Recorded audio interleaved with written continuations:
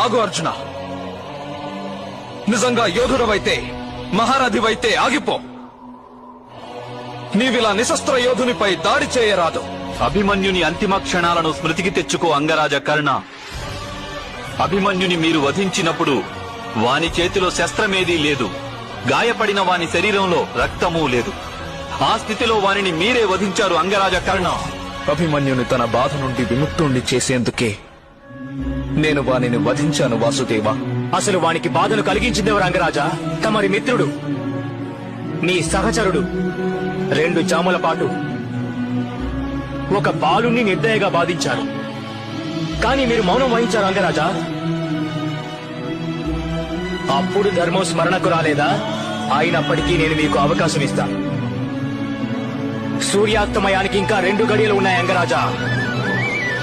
ఒకవేళ 1 గడియలోగా మీకు మీ విద్య స్మరణకు రాకపోతే,